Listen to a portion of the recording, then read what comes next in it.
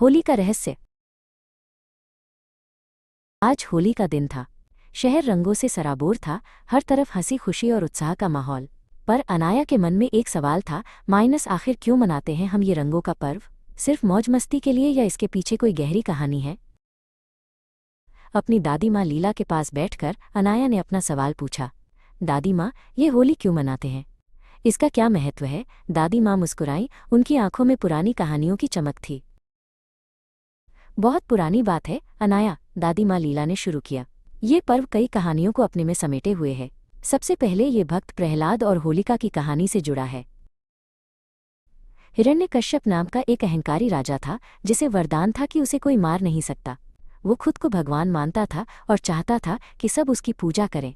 लेकिन उसका बेटा प्रहलाद भगवान विष्णु का परम भक्त था। हिरण्यकश्यप को ये बात पसंद नहीं थी।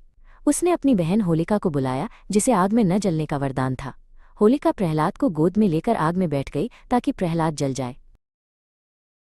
लेकिन भगवान विष्णु की कृपा से प्रहलाद बच गया और होलिका जलकर राख हो गई।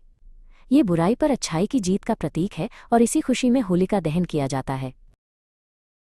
होली सिर्फ होलिका दहन तक सीमित नहीं है अनाया, ये राधा कृष्ण के प्रेम का भी उत्सव है। ब्रज में होली का पर्व कई दिनों तक मनाया जाता है, जहां कृष्ण राधा और गोपियों के साथ रंग खेलते थे।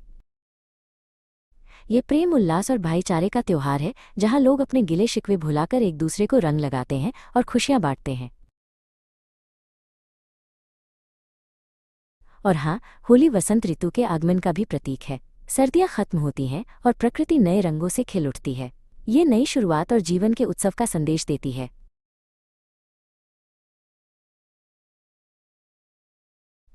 तो अनाया, होली सिर्फ रंगों का त्योहार नहीं, बल्कि ये हमें सिखाता है कि कैसे बुराई पर अच्छाई, नफरत पर प्रेम और उदासी पर उल्लास की हमेशा जीत होती है।